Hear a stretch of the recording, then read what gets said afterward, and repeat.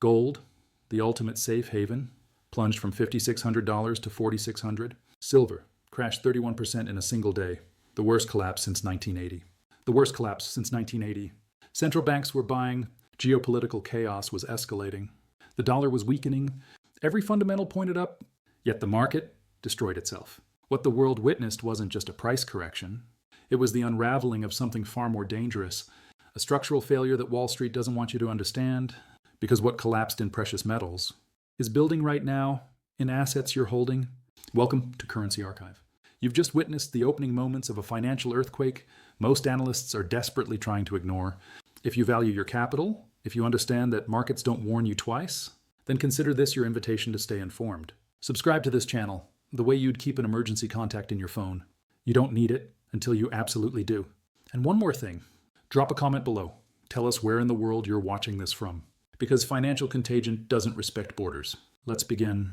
January 30th, 2026. Thursday morning, gold touched $5,600 per ounce, a record that shattered every previous high in the metal's 5,000-year history as money. Silver climbed to $122.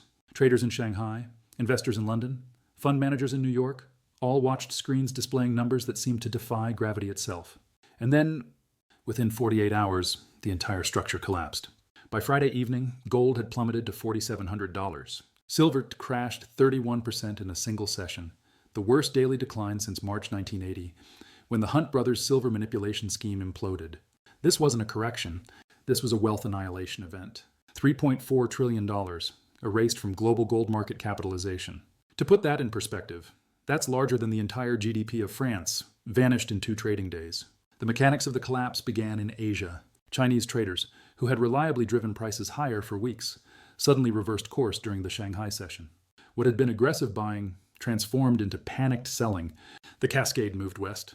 European markets opened to falling prices, and the selling accelerated. By the time New York traders arrived at their desks, the rout was in full force. Gold futures dropped 11.4%.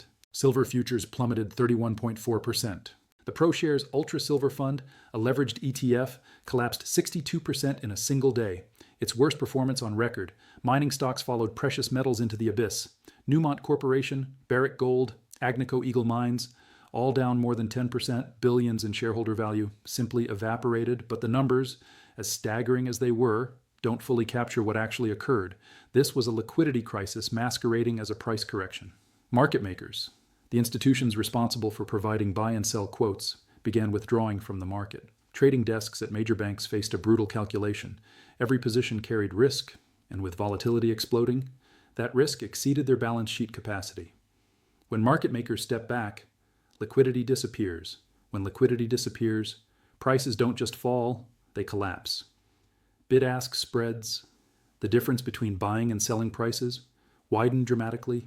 In normal conditions, an investor might see a $1 spread on a gold contract. During the collapse, spreads ballooned to $50 or more. That meant traders trying to exit positions were forced to accept catastrophic losses, not because of fundamental value changes, but because there were no buyers at reasonable prices.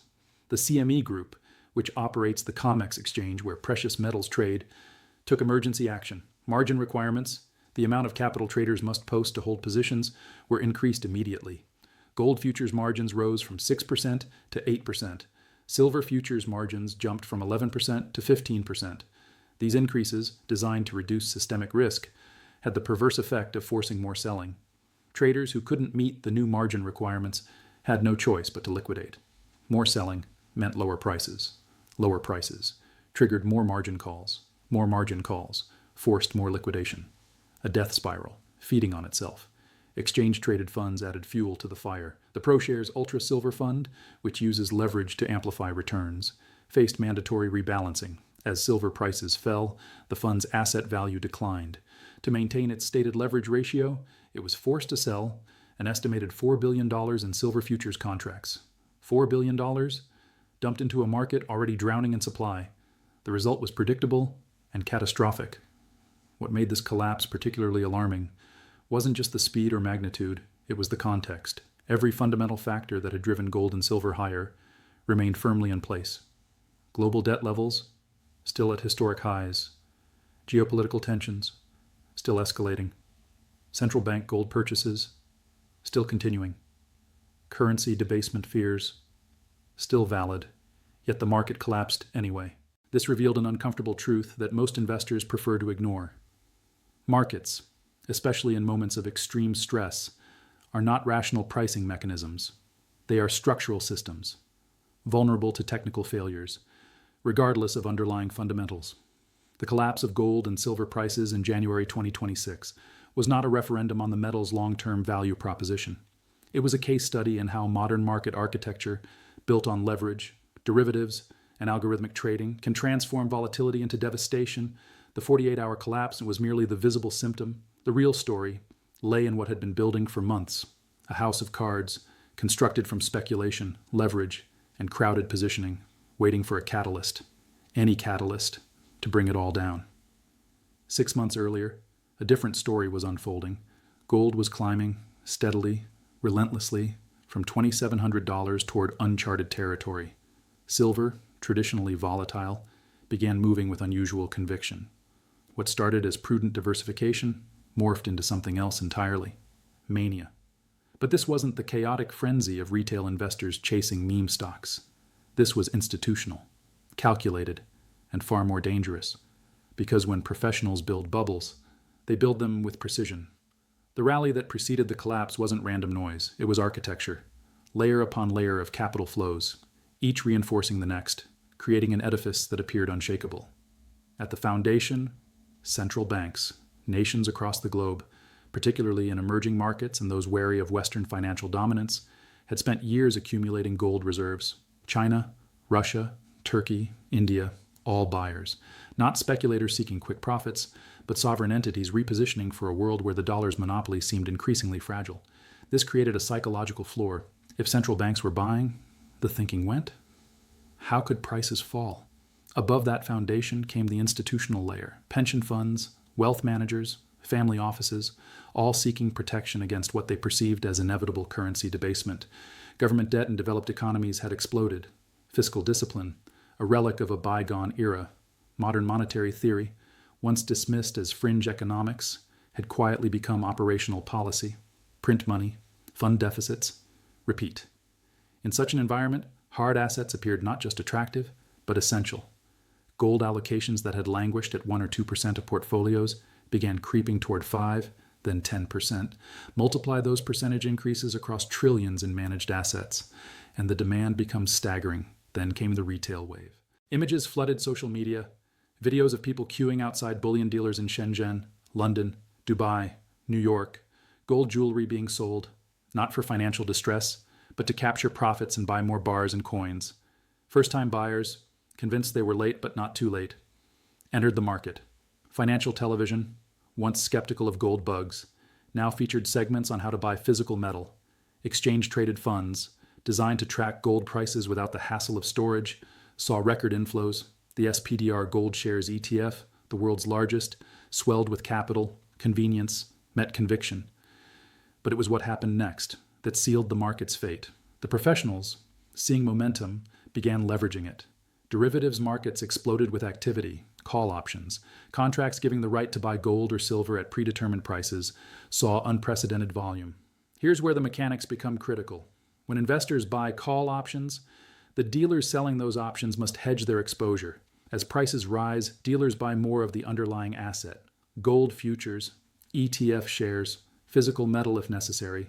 This buying pushes prices higher, which triggers more call option buying, which forces more dealer hedging, which pushes prices higher still. A feedback loop, a gamma squeeze in technical parlance, that becomes self-reinforcing until it reverses. And when it reverses, the entire mechanism runs backward. Falling prices force dealers to sell their hedges. Selling pushes prices lower. Lower prices trigger more selling. The virtuous cycle becomes vicious. January 2026 saw call option positioning at historic extremes. Strike prices clustered around key psychological levels: $5,000 for gold, $100 for silver. Market makers were sitting on massive hedged positions. All it would take was a catalyst. But there was another layer, more dangerous still. Leveraged funds, products like the ProShares Ultra Silver, designed to deliver double the daily returns of silver prices through the use of futures contracts and swaps. These instruments don't simply track prices, they amplify them. On the way up, they magnify gains. On the way down, they magnify devastation, and they're forced to rebalance daily. As silver surged 68% in January alone, these funds accumulated enormous futures positions, $4 billion in silver futures held by a single ETF. When prices reversed, that entire position had to be unwound, not gradually, not strategically, mechanically, algorithmically, without regard for market conditions.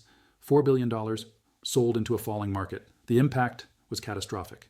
Meanwhile, across the Pacific, a different dynamic was accelerating the rally. Chinese investors, facing a collapsing real estate market and restricted stock market access, piled into precious metals. Gold became a proxy for wealth preservation. Silver, with its industrial applications and smaller market size, became a speculation vehicle. Shanghai trading desks, retail platforms, even rural investors all participated. The Lunar New Year approached, traditionally a period of strong gold demand for gifting.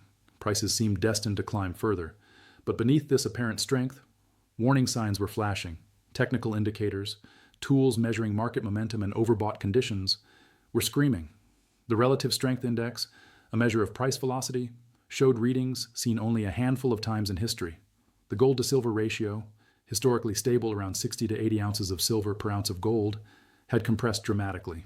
Silver was outperforming gold, a pattern that historically marks late-stage rallies.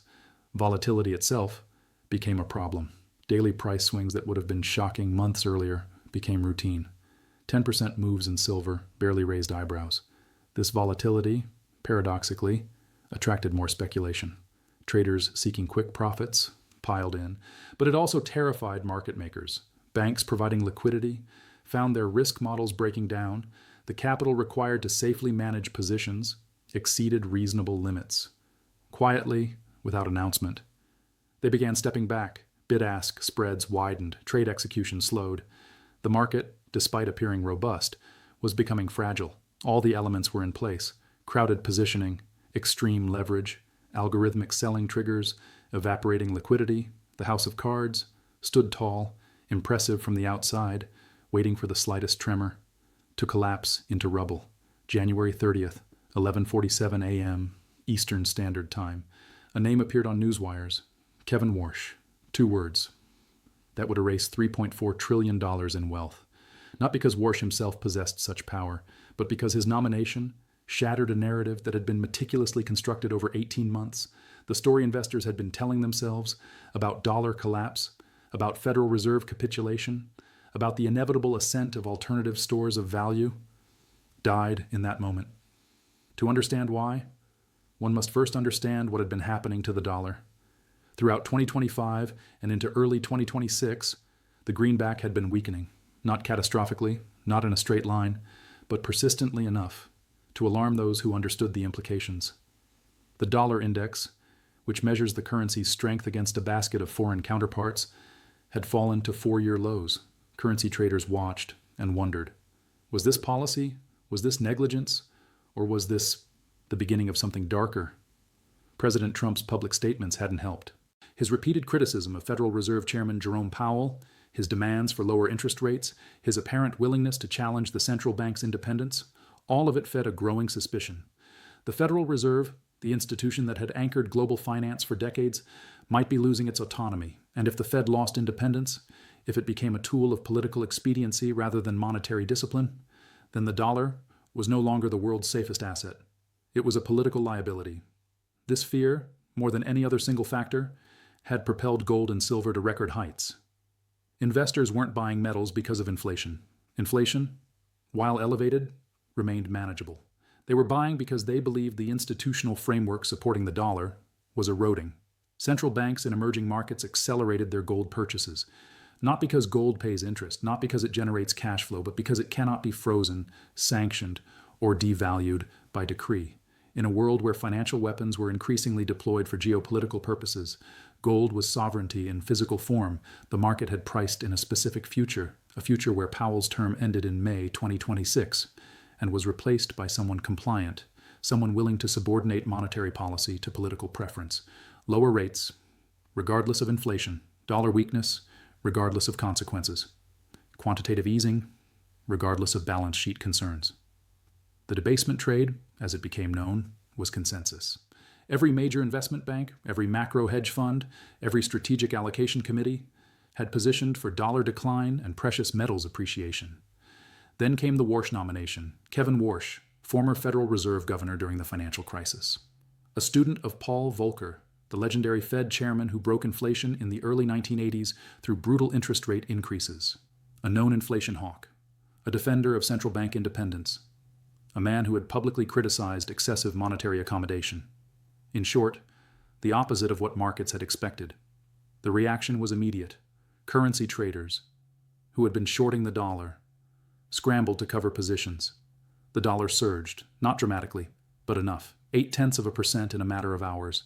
In foreign exchange markets, where leverage amplifies every movement, that was seismic. And here's what most analysts missed. It wasn't just about Warsh himself, it was about what his nomination signaled. Trump, for all his public rhetoric demanding lower rates, had chosen someone markets perceived as credible. This suggested, perhaps, that political interference with monetary policy had limits, that institutional norms, while strained, might hold, that the Federal Reserve's independence, while questioned, wasn't dead. The entire narrative unraveled. If the Fed maintained credibility, the dollar wasn't collapsing. If the dollar wasn't collapsing, then why own gold at $5,600? Why hold silver at $122? Suddenly, the thesis that had driven 12 months of gains looked questionable, but there was more. Warsh's reputation as an inflation fighter carried implications for interest rates. Under Powell, markets had been pricing in aggressive rate cuts. The logic was straightforward. Inflation was declining, growth was moderating, and therefore rates should fall. Lower rates meant lower opportunity cost for holding non-yielding assets like gold. If Treasury bonds paid 3%, gold's zero yield was a significant disadvantage. But if rates fell to 2% or 1%, that disadvantage narrowed. Gold became relatively more attractive. Warsh's nomination reset those expectations. If he truly was an inflation hawk, rate cuts would be slower, more cautious, and more conditional. Real yields, the interest rate adjusted for inflation, would remain elevated. And elevated real yields are historically gold's worst enemy. The recalibration happened in minutes. Bond traders adjusted rate expectations. Equity analysts revised financial sector forecasts. Commodity strategists recalculated precious metals valuations, all of them reaching the same conclusion. The trajectory had changed. Yet here was the paradox that made the collapse so instructive. None of the fundamental reasons to own gold had actually disappeared. Government debt levels, still at historic peacetime highs, geopolitical tensions, still escalating, U.S. military interventions in Venezuela, threats against Iran, disputes over Greenland, all the chaos, all the uncertainty remained. Central banks, particularly in China and emerging markets, nuts were still buyers. The diversification away from dollar reserves was still strategically sound.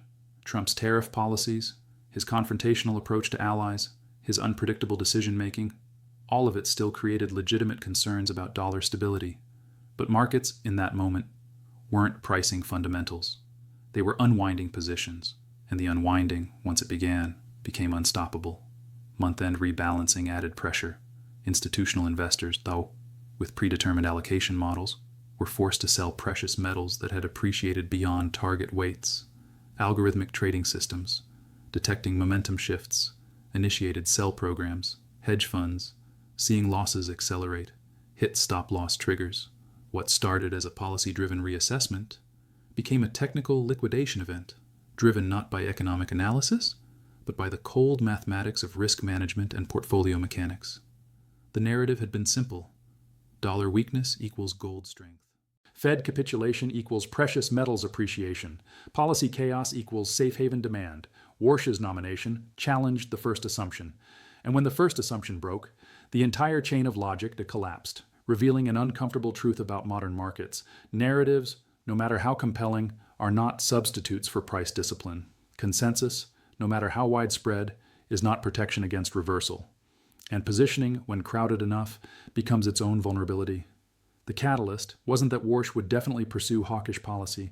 It was that the certainty had vanished, and markets, built on certainty, cannot survive doubt. The collapse is over. The headlines have moved on. Gold stabilizes. Silver finds a floor. Volatility subsides. Markets, as they always do, return to something resembling normalcy. But for those paying attention, the lessons from January 2026 are just beginning, because what happened in precious metals is not an isolated event. It is a template, a blueprint for understanding how modern markets fail, and more importantly, how capital gets destroyed in portfolios that appear prudent, diversified, and strategically positioned. The first lesson is about liquidity. Every investment strategy assumes liquidity exists when needed. Portfolio managers allocate to assets, confident they can exit positions if circumstances change.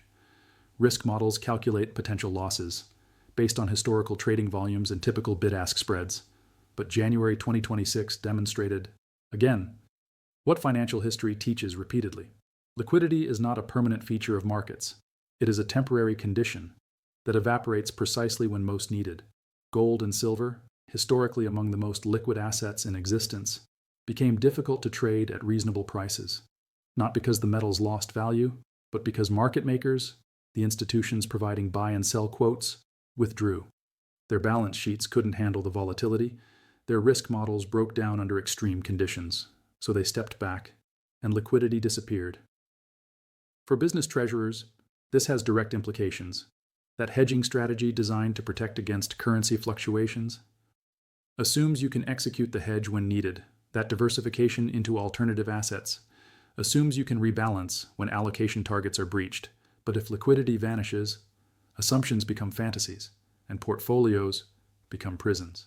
The second lesson concerns the danger of consensus. When everyone believes the same thing, when positioning becomes universally one-sided, the market becomes fragile, not because the underlying thesis is wrong, but because reversal, when it comes, finds no buyers. Think about the mechanics. If 90% of market participants are already long gold, who is left to buy when prices dip? If every institutional allocation committee has already increased precious metals exposure, where does incremental demand come from? The crowded trade is dangerous not because it's irrational, but because it's unsustainable. January's collapse saw this dynamic play out in real time. Central banks were buying, yet prices fell. Retail demand remained strong, yet prices fell. Fundamental drivers remained supportive, yet prices fell, because the marginal buyer had already bought, and without new buyers, only sellers remained. For entrepreneurs and business owners, this principle extends beyond precious metals. That industry everyone is entering might be profitable today, but when capital floods toward consensus opportunities, returns get competed away. That investment thesis everyone accepts might be analytically sound, but when positioning reflects universal agreement, downside risk exceeds upside potential. Contrarianism is not about being different for difference's sake. It's about understanding that crowded boats capsize easily. The third lesson addresses leverage and derivatives. Modern markets offer countless ways to amplify returns: margin accounts, options contracts, leveraged ETFs, structured products, all designed to deliver outsized gains from modest capital. And in rising markets, they work beautifully until they don't. The ProShares Ultra Silver Fund, designed to deliver double silver's daily return, collapsed 62% in a single session. Not because silver became worthless, but because leverage, in reverse, is devastating. Investors who believed they were simply getting enhanced exposure to a strategic asset discovered they owned a complex derivative structure, subject to forced liquidation, rebalancing requirements, and algorithmic selling. The product did exactly what it was designed to do. It amplified movement. Unfortunately, amplification works both ways. For young investors building wealth, the temptation to use leverage is powerful. Why settle for 10% returns when leverage could deliver 20 or 30%? But January's collapse demonstrates why financial veterans treat leverage with caution. It's not that leverage is inherently evil. It's that leverage transforms manageable losses into catastrophic ones. A 20% decline in an unleveraged position is painful but survivable. A 20% decline in a leveraged position can trigger margin calls, forced liquidation, and permanent capital loss. The fourth lesson involves the distinction between price and value. Gold at $5,600 was expensive, not because the metal's fundamental value had increased proportionally, but because positioning, momentum, and narrative had driven prices beyond equilibrium. When the collapse came, gold didn't become worthless. It repriced. Value investors understand this distinction instinctively. Price is what you pay, value is what you get, and sometimes the gap between them becomes dangerously wide. The strategic question for capital allocators is not whether an asset is good or bad. It's whether the current price reflects fair value or speculation. Gold's long-term case remains intact. Government debt isn't disappearing. Geopolitical tensions aren't resolving. Central bank buying hasn't stopped, but at $5,600, the market had priced in perfection. It had assumed every positive scenario would materialize simultaneously without interruption. That's not analysis. That's hope. And hope is not a risk management strategy. The fifth lesson, perhaps most critical, concerns structural market vulnerability. What collapsed in precious metals exists elsewhere. Technology stocks trading at valuations requiring decades of flawless execution.